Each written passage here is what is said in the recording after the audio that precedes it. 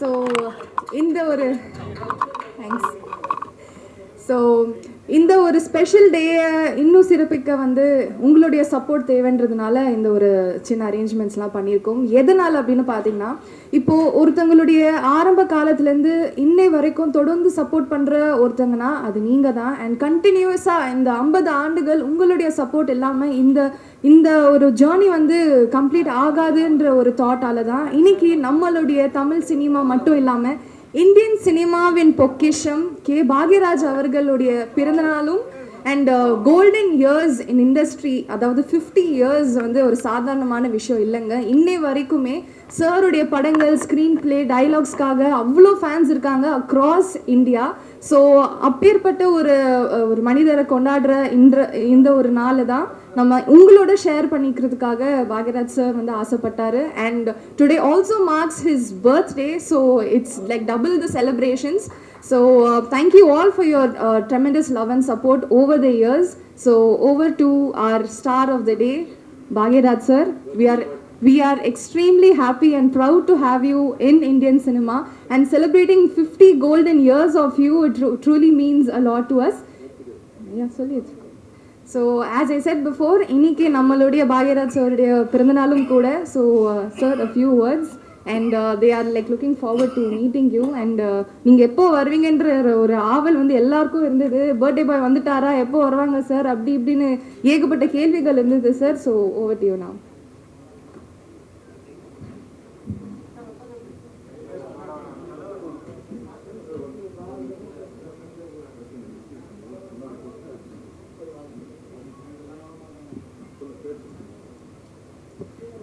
நம்ம தமிழ் சினிமாவின் மூத்த பிஆர்ஓஸ் அண்ட் எல்லா ஈவெண்ட்ஸ்லேயும் வந்து எப்போவுமே வந்து முன்னேறி அவங்க எல்லா ஈவெண்ட்ஸும் நடத்துவாங்க. நம்மளுடைய அன்பு பிஆர்ஓ டைம் பாபு அவர்கள், திரு சிங்காரவேலு அவர்கள் மற்றும் ரியாஸ் அஹமத் அவர்கள் இப்பொழுது அவங்களுடைய பொன்னான கையால் ஒரு அழகான பொன்னாடையை போர்த்தி கே பாக்யராஜ் சார் அவர்களை இப்போ கௌரவிப்பார்கள்.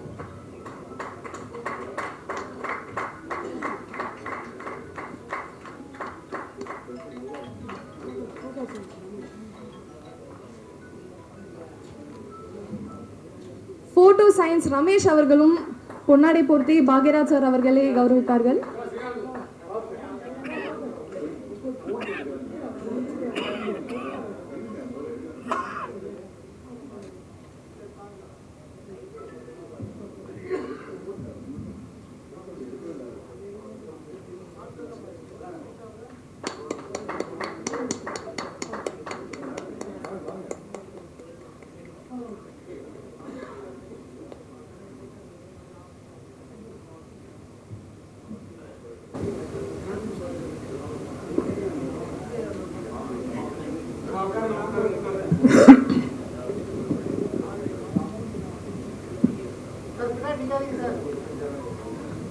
மரியாதைக்குரிய அனைத்து பத்திரிகையாளர் நண்பர்கள் மற்றும் ஊடக நண்பர்கள் எல்லாத்துக்கும் என்னுடைய பணிவான வணக்கம் தெரிவிச்சுக்கிறேன். இனிய புத்தாண்டு நல்வாழ்த்துக்களையும் தெரிவிச்சுக்கிறேன். என்னை பொறுத்த வரைக்கும் ஒரு 15-20 வருஷம்தான் ஆன மாதிரி ஒரு ஃபீலிங் மனசுக்குள்ளே. ஆனால் 50 வருஷம் ஆகிப்போச்சு அப்படிங்கிறத வந்து நினச்சி பார்க்கவே முடியல. ஸோ இந்த வளர்ச்சிக்கு காரணமாக இருந்தது எல்லாம் ஆரம்ப காலத்துலேருந்து எனக்கு வந்து இதுக்கு ஊக்கம் கொடுத்துட்டு இந்த ஊர்லேருந்து நண்பர்கள் ஊக்கம் கொடுத்தாங்க. நிறைய பேர் வீட்டில் எங்கள் அம்மா வந்து என்ன நம்பினாங்க, நான் வந்துடுவேன் சினிமாவில் அப்படின்னு சொல்லிட்டு. ஸோ அதுக்கப்புறம் இங்கே சென்னை வந்ததுக்கப்புறம் எனக்கு ரொம்ப நாள் போராட்டத்துக்கு அப்புறம் எங்கள் டைரக்டர்கிட்ட எனக்கு ஃபஸ்ட்டு வாய்ப்பு, ஃபஸ்ட்டு படம் வந்து 16 வயதில் அதில் வேலை பார்க்குறதுக்கான ஒரு வாய்ப்பு கிடைச்சிது. நேற்று கமல் சாரை மீட் பண்ணி பேசிட்டு இருக்கும்போது கூட சொன்னார், அந்த படம் ரிலீஸ் ஆகி ஒரு 1.5 வருஷம் 2 வருஷத்துக்குள்ளே எல்லாருமே வந்து அப்படி ஒரு மாற்றம். அதில் வேலை பார்த்தவங்க அத்தனை பேருமே வந்து அந்த மாதிரி ஒரு பெரிய ஒரு சூழலுக்கு வந்தாங்க. இது வேறு எந்த படத்தில் அப்படி அத்தனை பேர்த்துக்கு அப்படி ஒரு வாய்ப்பு, அப்படி ஒரு உயர்வு கிடைச்சிருக்குன்னு சொல்ல முடியல அப்படின்னு சொல்லிட்டு இருந்தார். ஸோ அப்படி 16 வயதில் அதுதான் முதல் படமாக என் டைட்டில் வந்தது. அது வரைக்கும் நான் வந்து இந்த சான்ஸ் தேடும்போது கொஞ்சம் ஒரு ஆர்வ கோளாறில் ஒரிஜினல் பேர் வச்சுக்காம யாராவது கேட்டால் கொஞ்சம் வேறு மாதிரி பேர் இருக்கணும்னு சொல்லி பேர் என்னன்னு யாராவது கேட்டாங்கன்னா சான்ஸ் தேடிட்டு இருக்கும்போது கோவை ராஜா அப்படின்னு சொல்லி கார்டை தூக்கி விட்டு சொல்லிட்டு இருந்தேன். ரொம்ப நாள் அப்படி சொல்லிகிட்டு இருந்தேன். அப்புறம் 16 வயது டைமில் தான் வந்து டைட்டிலில் கார்டு போடும்போது அவர் பாலகுரு சார், ஐயோ ராஜன் என்ன இது எம்சிஆர் அப்படின்னு அப்போ தான் யோசிச்சுட்டு சொன்னேன், இல்லை எங்கள் அம்மா எனக்கு வச்ச பேர் பாக்யராஜ். அந்த பாக்கியத்தை நான் வந்து இழக்க விரும்பலை. நானாக வந்து ராஜன் ரஜினி ராஜன் சொல்லிக்கிட்டேன். அதனால் அந்த பாக்யராஜுங்கிறதே போடுங்க அப்படின்னு சொல்லி சொன்னேன். அப்புறம் தான் கே பாக்யராஜ்னு போட்டார். எங்கள் டைரக்டருக்கு ஒன்றும் ஷாக் ஆகிட்டார். ஐயோ ஏன் என் புதுசாக இருந்த கே பாக்யராஜ்னு வந்து வந்திருக்கு, இல்லைங்க நம்ம ராஜன் தான் அப்படின்னு சொன்னதுக்கப்புறம் தான் அப்படியே ஐயா உன் பேர் அதுதானா அப்படின்னாங்க. ஸோ அந்த அம்மா வச்ச அந்த பாக்கியத்தை இழந்துடக்கூடாதுன்னு அந்த பேர் கொடுத்தேன். அதுக்கப்புறமா வந்து அந்த பேர் வந்து இன்றைக்கி வரைக்கும் எனக்கு மரியாதை வந்து உங்களால் பத்திரிக்கை நண்பர்கள் நீங்கள் எல்லோரும் வந்து நான் அசிஸ்டன்ட் டைரக்டராக இருக்கும்போது என்ன அடையாளம் தெரிஞ்சுக்கிட்டு அப்போவே என்னை எல்லாருமே நிறையா என்னை பற்றி சின்ன சின்ன செய்திகள் அது இதெல்லாம் போட்டு எங்கள் டைரக்டர் எப்படி பிரபலம் ஆகிட்டு இருந்தாரோ அப்போவே கூடவே அவர் கூட அசிஸ்டண்ட் ஒரு பையன் இருக்கான் பாக்யராஜன். அந்த பையன் கொஞ்சம் சீக்கிரமாக நல்லா வருவான் அப்படிங்கிற மாதிரி எல்லோரும் கவனிக்கிற அளவுக்கு இருந்தது. எங்கள் டைரக்டரே கூட கிழக்கே போகிற ரயில் படத்துலேயே ஒரு நாள் ஷூட்டிங் முடிச்சுட்டு சாயங்காலம் எல்லாம் பேக்கப் 6 நேரத்தில் வண்டிக்காக ஏதோ வெயிட் பண்ணிருக்கும் போது அவர் அப்போவே எல்லாத்தையும் வச்சுட்டு சொன்னார். எனக்கு அப்புறம் என் பேர் எடுத்து கொடுக்குற அளவுக்கு எனக்கு ஒரு மரியாதை கொடுக்குற அளவுக்கு வர்றது வந்து ராஜன் தான் வரப்போகிறான் அப்படின்னு. ஏன்னா அவர் கடைசி வரைக்கும் ராஜன்னே தான் கூப்பிட்டுருந்தார். இப்பவும் டக்குன்னு பாக்யராஜுங்கிறது எங்கேயாவது ஃபங்க்ஷன் வந்தால் தான் வரும். அப்படி வந்து அவர் ரயிலில் போய் சொன்னார். அதுக்கப்புறம் ஒவ்வொரு படத்துலையும் கொஞ்சம் கொஞ்சமாக அசிஸ்டன்ட் டைரக்டரு, அப்புறம் டைலாக் ரைட்டர், அதுக்கப்புறம் ஸ்டோரி ரைட்டர்னு வந்து அதுக்கப்புறமா வந்து ஹீரோவாக நடிச்சது. எனக்கு கிழக்கே போகிற ரயிலப்போ அந்த சுதாகர் வந்து கரும்புள்ளி செம்புள்ளி குத்தி கழுதியில் உட்கார வச்சுருவாங்க பனிஷ்மெண்ட்டு வில்லேஜில். அந்த கழுதி இழுத்துட்டு வர்றதுக்காக அந்த ஊரில் யாரோ ஒருத்தர் கூப்பிட்டா, யாரை கூப்பிட்டு இழுத்தாலும் அந்த கழுதி இழுக்கும்போது அவன் கேமரா ஓடுதான் கேமராவே பார்த்துக்கிட்டு இருந்தான். டைரக்டர் திட்டிக்கிட்டே இருந்தார். வேறு வழி இல்லாமல் அப்புறம் நான் வந்து அது வேஸ்ட்டு எது கட்டிட்டு ஒரு டவல் ஒன்று போட்டுக்கிட்டு நான் வந்து அந்த கழுதியை பிடிச்சி இழுத்துட்டு வர மாதிரி நான் இழுத்தேன். அப்போ தான் வந்து சரி அசிஸ்டன்ட் டைரக்டருங்கனால லட்சுமி வந்து நம்மெல்லாம் ஸ்டில் எடுத்து இது பண்ணாங்க. கோயம்புத்தூர் நான் போய் அந்த படம் ரிலீஸுக்கு போனப்போ பார்த்தா எங்கே பார்த்தாலும் நான் கழுதியை பிடிச்சி நிற்கிற மாதிரி போஸ்ட் போட்டாங்க. எங்கள் பாட்டி என்னை கேட்டாங்க, ஏன்டா போய் இந்த கழுதியை பிடிச்சி எடுத்துகிட்டு வர்றது இதுக்காடா சென்னைக்கு மெட்ராஸுக்கு போனேன் அப்படின்னு சொல்லிட்டு, இல்லை அது நடிக்கிறது தான் அப்படி போகிறான் ஊர் பூரா மானம் கெடுது எல்லோரும் பார்த்தும்போது உங்கள் பேரன் கழுதி இழுத்துட்டு வரான் அதுக்கு தான் போனான்னு அப்படின்ட்டு. அப்போ எங்கள் அம்மா வந்து ஒரு வார்த்தை சொன்னாங்க, ஏன்னா அது சுதாகர் பையன் செஞ்ச கேரக்டரு ஏன் அந்த மாதிரி நீ செய்யக்கூடாதா அப்படின்னு மாதிரி அம்மா கேட்டாங்க. அப்போ நான் அம்மாக்கிட்ட வந்து இல்லைம்மா அதுக்கு ஒரு உருவங்கள் அதுக்கு இப்படி இருக்கணும் அப்படி இருக்கணும், ஏன் உனக்கெல்லாம் நல்லா தான் இருக்குன்னா, இல்லை உனக்கு காக்கிட்டு பொண்ணு குஞ்சு அப்படி தான் இருக்கும், ஆனால் அதுக்கு வேறு வித்தியாசமாக இருக்கணும். இல்லை நீ வேணா பாரு, உங்கள் டைரக்டர் உன்னையே மறுபடியும் ஹீரோவை வச்சு படம் எடுப்பார், இது கூடி சீக்கிரம் நடக்கும் கண்டிப்பாக அப்படின்னு சொல்லி எங்கள் அம்மா சொன்னாங்க.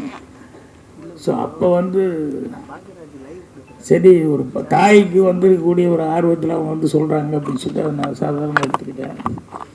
ஆனால் அதுக்கப்புறம் டைரக்டர் வந்து நான் அசிஸ்டன்ட் தான் வேலை பார்த்தேன். அதுக்கப்புறம் வந்து புதிய வார்ப்பில் போட்டால் நீ தான் என் ஹீரோ அப்படின்னு சொல்லி என்னை ஃபிக்ஸ் பண்ணதுக்கப்புறம் தான் வந்து அப்புறம் முதல் நாள் ஷூட்டிங் முடிஞ்சு அப்போ கூட அம்மாவுக்கு நான் லெட்டர் எழுதலை. ஏன்னா ரஷ்ஷு சென்னைக்கு வந்து அதுக்கப்புறம் அங்கே கொண்டு வந்து தேனியில் ஒரு டென்ட்டில் கொண்டு வந்து ஒரு தேட்டரில் கொண்டு வந்து போட்டு பார்த்துட்டு ரஷ் பார்த்துட்டு காலையில் நிவாஸ் எங்கள் டேரக்டர்லாம் போய் பார்த்துட்டு வந்துட்டு ஓகே அப்படின்னு சொல்லி கை கொடுத்து நம்ம ஷூட்டிங் கன்னியூ பண்ணுறோம், நல்லா இருக்குது, நீ ஹீரோ கன்ஃபார்ம்டு அப்படிங்கிற மாதிரி சொல்லிட்டு ஷூட்டிங் ஸ்டார்ட் பண்ணார். அதுக்கப்புறம் தான் அம்மாவுக்கே வந்து லெட்டர் எழுதினேன், இந்த மாதிரி உன் வாய் முகூர்த்தம் நீ சொன்ன மாதிரியே வந்து நான் வந்து ஹீரோவை வந்து நடிச்சிட்ருக்கிறேன் அப்படின்னு சொல்லிட்டு. ஆனால் ஒரு பேட் லக்கு, படம் ரிலீஸுக்கு ஒரு 20 நாள் 15-20 நாள் இருக்கும்போது திடீர்னு எங்கள் அம்மாவுக்கு வந்து உடம்பு சரியில்லாமல் போய் அதுக்கப்புறம் படம் ரிலீஸுக்கு 20 நாளைக்கு முன்னாடியே இறந்துட்டாங்க. அது ரொம்ப மனசு கஷ்டமாக இருந்தது. ஆனால் கிழக்கு போண்டையில் அதுலெல்லாம் ஒர்க் பண்ணது அசிஸ்டன்ட் டைரக்டர் இருந்ததெல்லாம் எங்கள் அம்மாவுக்கு வந்து தெரியும். ஸோ புதிய வார்ப்புகளில் வந்து நான் நடித்து அவங்க பார்க்க முடியல. அதில் தான் ஒரு டைலாக் எழுதும்போது எழுதியிருப்பேன், இந்த பக்கத்து வீடு கூட்டிகிட்டு இருக்கும்போது பக்கத்தில் அந்த பூக்காரி கேரக்டர் ஒரு என்னவா தெரியா நீங்களே கூட்டிகிட்டு இருக்கீங்க, வீட்டில் சொல்லி ஒரு கல்யாணம் பண்ணி வச்சுட்டா உங்களுக்கு கொஞ்சம் சிரமம் இல்லாமல் சிரமம் குறையுமா. நான் கேஷுவலாக இல்லைங்க அம்மா அப்பா ஒருத்தர் எல்லாம் போய் சேர்ந்துட்டாங்க அப்படின்ட்டு, அதனால் நான் தான் பண்ணிக்கணும் அப்படிங்கிற மாதிரி சொல்லிட்டேன். நான் அதுக்கப்புறம் படம் பார்க்கும்போது தான் எனக்கு ஷாக் ஆனேன். ஏன்னா அம்மா இருக்கும்போதே அப்படி ஒரு டைலாக் எழுதிட்டேன், யாரும் இல்லை போய் சேர்ந்துட்டாங்க அப்படின்ட்டு. அப்போ சினிமாவில் சொல்லுவாங்க இல்லையா, ஆரம்பாடுற மாதிரி எதுவும் வார்த்தைகள் வரக்கூடாது அது இதுன்னு சொல்லிட்டு. ஸோ இப்படியெல்லாம் சொன்னதுங்கிறது அது படம் பார்க்கும்போது எனக்கே ஃபீலிங்காக இருந்தது. ஸோ புதிய வார்ப்புகளிலிருந்து அதுக்கப்புறம் அப்போவே பத்திரிகைகள் வந்து எல்லாருமே ஊடகங்களில் வந்து எனக்கு நல்ல ஒரு உத்வேகம் தர்ற மாதிரி என்னுடைய சூர்லாசித்திரங்களுக்கு முன்னாலேயே சிவப்பு ரோஜாக்கள் டைலாக்ஸ் எல்லாம் எழுதுனதுனால நிறமாறாத பூக்கள் கதை எழுதினேன். ஸோ எல்லாம் பத்திரிகை நண்பர்கள் எல்லாருமே வந்து எனக்கு ஊக்கம் கொடுத்தாங்க. அதுக்கப்புறமா ஒரு 3 படம் பண்ணதுக்கப்புறம் நான் சூர்லாசித்திரங்கள் வந்து பண்ணேன். ஸோ அது ஃபஸ்ட்டு படம் டைரக்ஷன் பண்ணதுலேருந்து அதுக்கப்புறம் படிப்படியாக உங்களுடைய ஆதரவில், ஏன்னா அது ஹீரோ நடித்தா ஹீரோ ஃபஸ்ட்டு படம் ஹீரோ நடித்தேன், அதுக்கப்புறம் பார்த்தா அடுத்த படமே வந்து வில்லனாக நடித்தேன். கன்னிபருவத்தில் வந்து நான் வேலை பார்த்த கம்பெனி அப்படிங்கிறதுனால அங்கே வேறு ஆள் கிடைக்கலன்னு நான் யாருக்காக டெஸ்ட் எடுத்துகிட்டு இருக்கும்போது அதை பார்த்துக்கிட்டே இருந்துட்டு இல்லை அவரையும் நடிக்க வச்சா நல்லா இருக்குன்னு சொல்லிட்டு வில்லன் ரோல் செய்ய சொன்னாங்க. கன்னிபருவத்தில் வில்லன் ரோல் செஞ்சேன். அப்போ கூட நடிக்கிறதுக்கு இஷ்டம் இல்லாமல் டைரக்ஷன் மட்டும் பண்ணால் போதுன்னு நினச்சேன். ஆனால் சூர்லாசித்திரங்கள் ஸ்டார்ட் பண்ணப்போ அந்த கேரக்டருக்கு போட்டிருந்தாலும் எங்கேயோ டப்புன்னு ஒரு வாரம் இருக்கும்போது போயிட்டான். அவனுக்கு தான் நன்றி சொல்லணும். ஏன்னா அவன் போனதுனால தான் நான் வந்து மறுபடியும் மேக்கப் போட்டு டைரக்ஷன் பண்ணேன். அதுலேருந்து அப்புறம் ப்ரொடியூசர் இல்லை நீயே பண்ண அப்படின்னு சொல்லிட்டாங்க. ஸோ இன்றைக்கி வரைக்கும் உங்களுடைய ஆதரவில் எனக்கு எல்லாமே நல்லபடியாக நடந்துருக்கு. அதுக்கு உங்கள் எல்லாத்துக்குமே நன்றி சொல்லணும். அதே மாதிரி வந்து எனக்கு சினிமாவில் நான் வந்து வந்திருக்கேன்னா ஊர்லேருந்து வரும்போது சினிமாவை பற்றி கொஞ்சமாக சினிமா படம் பார்த்து அந்த நாலேஜ் தான் அந்த ஒழிய வேறு பெருசாக ஒன்றும் இல்லை. இங்கே வந்ததுக்கப்புறம் தான் ஒவ்வொன்றா நான் கற்றுக்கிட்டேன். ஆனால் சினிமாவில் வந்து இந்த வளர்ச்சிக்கு மெயினாக இருந்தது என்னென்னா, எனக்கு முன்னால் டைரக்ட் பண்ணியிருந்தாங்களே அந்த படங்கள், ஒரு பீம்சிங் ஆகட்டும், பிஆர் பந்துலு சார் ஆகட்டும், Sridhar sir, K Balachander sir வந்து எல்லாருமே, கேஜி, இப்படி எல்லா டைரக்டருடைய படங்கள் பார்த்து அந்த பாதிப்பு வந்து என்னை அறியாமல் மனசுக்குள்ளே ஓடி இருந்தது. அதுதான் வந்து எனக்கு வந்து ஒரு பெரிய பேஸாக இருந்தது. அதே மாதிரி புத்தகம் அப்படிங்கிறது வந்து முதல்ல ஸ்கூலில் படிக்கும்போது சரியாக படிக்காம விட்டேன். அதுக்கப்புறம் வெளியே வந்து காலேஜும் ஒரே வருஷம் தான் ஃபெயில் ஆனதுக்கப்புறம் தான் இந்த புத்தக படிப்பு அப்படிங்கிறது வந்து எனக்கு வந்து அது மேலே ஒரு ஆர்வம் வந்ததுக்கப்புறம் நிறையா புஸ்தகங்கள் அதெல்லாம் படிச்சுட்டு அதுக்கப்புறமா கொஞ்சம் கொஞ்சமாக என்னுடைய நாலேஜ் வந்து வளர்த்துக்கிட்டேன். ஒரு சின்ன வயசு விஷயம் ஒன்று சொல்கிறேன். என்னென்னா, எங்கள் அம்மா எப்போவுமே ஸ்கூலுக்கு 1ஆம் கிளாஸ் அந்த வெள்ளாங்கோயிலில் படிக்கும்போது ஸ்கூலுக்கு போயிட்டு மத்தியானம் வரும்போது எங்கள் அம்மா வீட்டில் இருந்தாங்கன்னா ஒரு பெட்டியை திறந்து எனக்கு இந்த தேன் மிட்டாய் வாங்கிறதுக்காக இந்த ஓட்டை போட்ட ஒரு காலனா, அந்த காலத்தில் அந்த ஓட்டை போட்ட காலனா வந்து கொடுப்பாங்க. நான் போய் எங்கள் பக்கத்தில் போகிற ஒரு சின்ன கோனார் கடை இருந்து அந்த கோனார் கடையில் கொண்டு போய் அதை கொடுத்துட்டு அந்த தேன் மிட்டாய் வாங்கிட்டு போவேன். ஒரு நாள் வந்தப்போ எங்கள் அம்மா வீட்டில் இல்லை.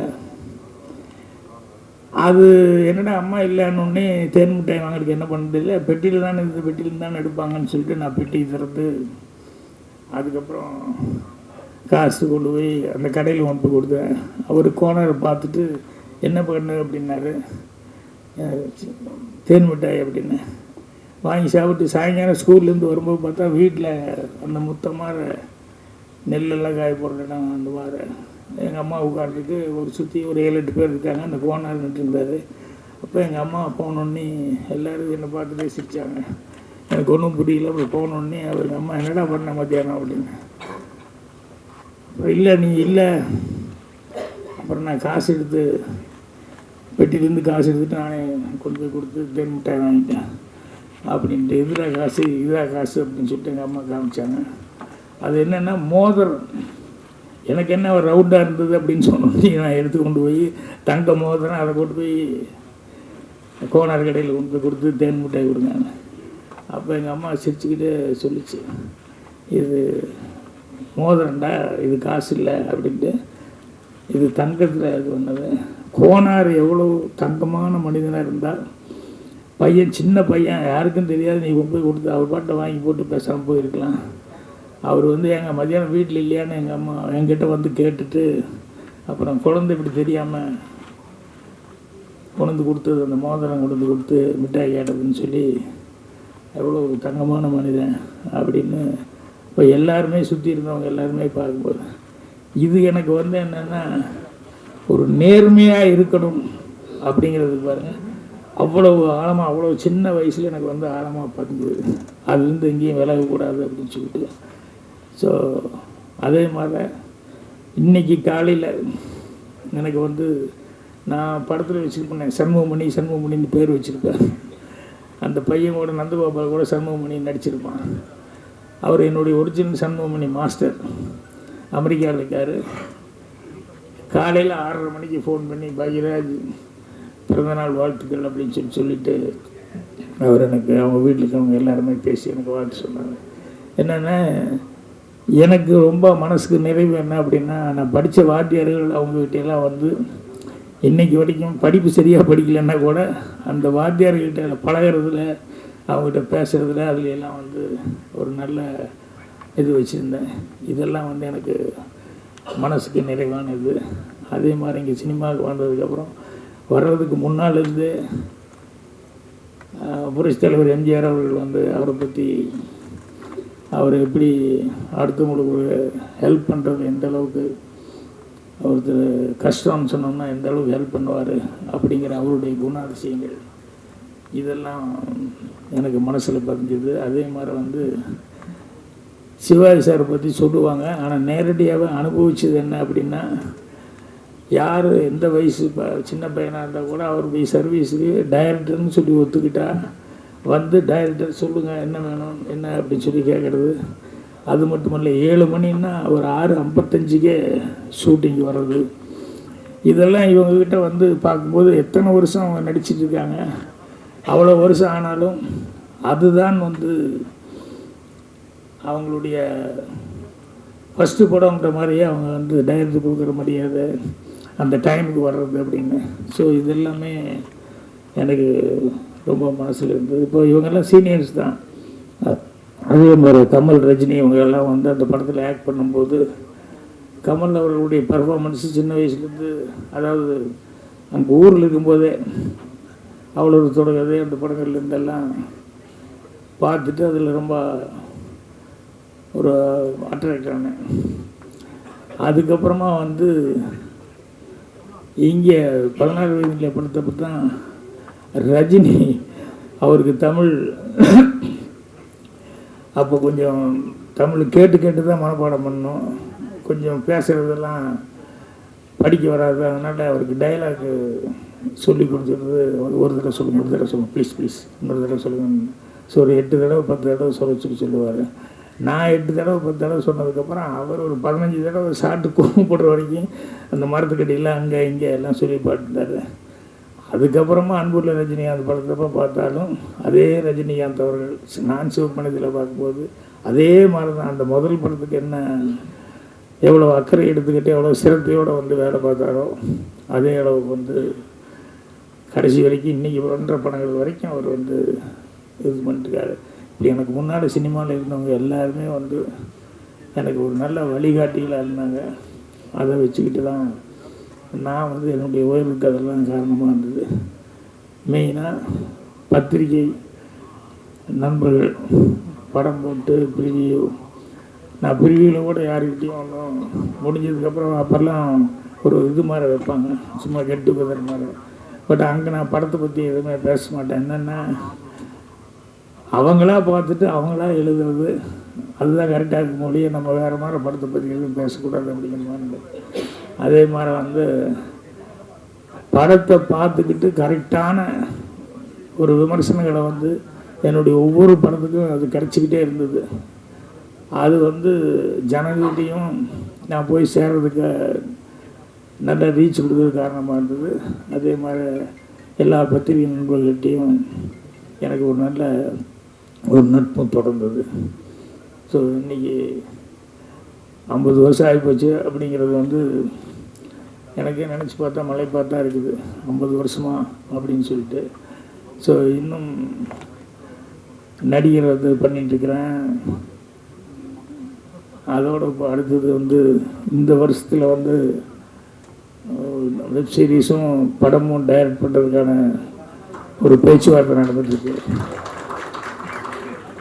ஸோ கண்டிப்பாக இந்த வருஷத்துலேருந்து மீண்டும் வந்து ஒரு புது உத்வேகத்தோட படங்கள் செய்யலாம் அப்படிங்கிற ஒரு இதில் இருக்கிறேன். ஸோ எல்லாத்துக்கும் காரணமானவங்க எங்கள் டைரக்டர்லேருந்து முன்னால் டைரக்ட் பண்ணவங்க அவங்க.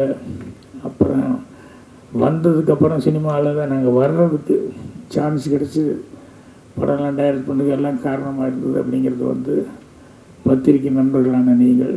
ஸோ உங்களுடைய இது எங்கள் டைரக்டருக்கு எப்படி ஃபஸ்ட்டு படத்தில் 16 வயதில் கொடுக்கும்போது எல்லாத்தினுடைய விமர்சனங்கள் எந்த அளவுக்கு இருந்தது அப்படின்னு சொல்லிட்டு. ஏன்னா அப்போல்லாம் வந்து இந்த விமர்சனம் வந்து ஜனங்க நிறைய வந்து விமர்சனம் பார்த்துக்கிட்டு தான் படம் பார்க்கணுன்ற மாதிரி நிறையா எதில் என்ன விமர்சனம் வருது அப்படின்னு சொல்லிட்டு அப்படி இது பண்ணிட்டுருப்பாங்க.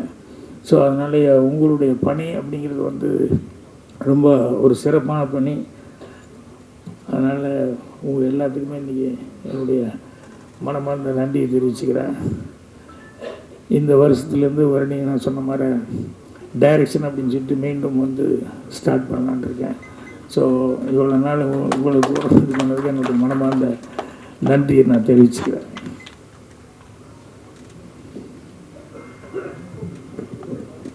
Thank you so much sir.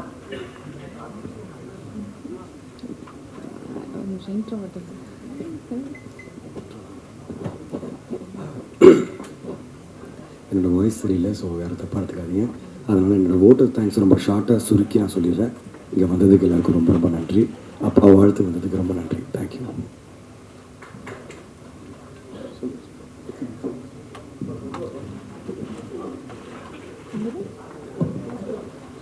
So it's time for the cake cutting. So நம்ம எல்லாருமே சேர்ந்து பாக்யராஜ் சாருக்கு வந்து வாழ்த்துக்கள் தெரிவித்து ஸ்டேஜோடைய லெஃப்டில் இருக்கிறவங்களுக்கு please can you come to the centre stage, requesting you all to please come to the centre stage.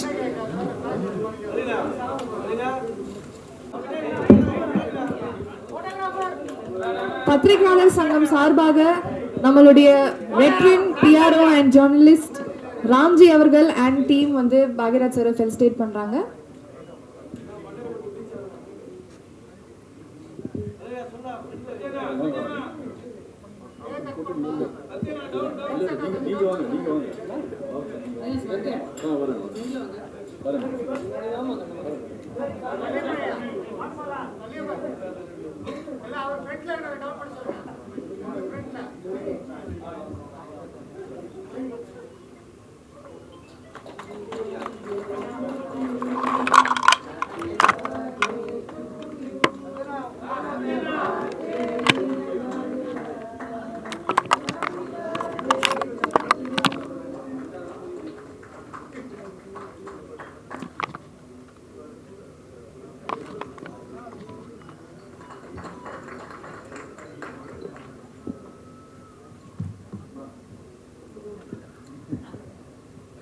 Celebrating 50 golden years of K. Bhagiraj sir in Indian cinema. So இந்த ஒரு ஸ்பெஷல் லொகேஷனை வந்து